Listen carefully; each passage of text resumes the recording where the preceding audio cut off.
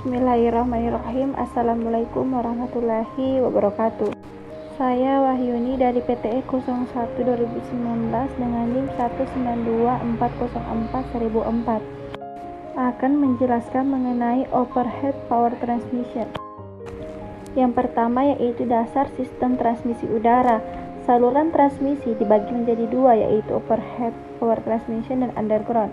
Overhead power transmission adalah struktur yang digunakan dalam transmisi dan distribusi tenaga listrik untuk mengirimkan energi listrik melintasi jarak yang jauh. Ini terdiri dari satu atau lebih kabel listrik yang tidak berinsulasi, biasanya kelipatan 3 untuk daya 3 fase yang digantung oleh menara atau tiang. Maka transmisi saluran udara pada umumnya merupakan metode transmisi daya yang paling murah untuk energi listrik dalam jumlah besar.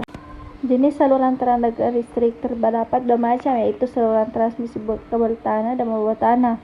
Perbedaan antara saluran transmisi bawah tanah dan udara yaitu bawah tanah memerlukan investasi yang lebih mahal karena penggunaan penggalian tanah untuk penyambungan kabel, sehingga penyambungan kabel lebih sulit, lalu sulit mencari lokasi gangguan karena saluran ditanam dalam tanah.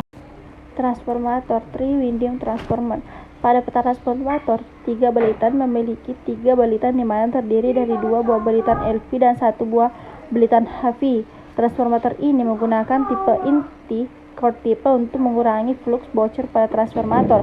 Keuntungan lain adalah mempunyai volume inti yang lebih kecil, sehingga diperoleh rugi besi yang lebih kecil dan konstruksi dari inti yang lebih sederhana. Autotransformator adalah trafo yang hanya terdiri dari satu lilitan yang berlanjut secara listrik. Biasanya lilitan primer trafo ini juga lilitan sekunder. Trafo ini tidak dapat memberikan isolasi listrik antara lilitan primer dan sekunder. Golongan primer dan sekunder autotransformator dihubungkan bersama secara elektro dan magnetis, mengurangi biaya dibandingkan transformator konvensional. Konstanta saluran transmisi. Resistansi adalah kemampuan suatu bahan benda untuk menghambat atau mencegah aliran arus listrik. Arus listrik sendiri adalah banyaknya muatan listrik yang mengalir dalam suatu rangkaian listrik dalam tiap satuan waktu karena adanya pergerakan elektron-elektron pada konduktor.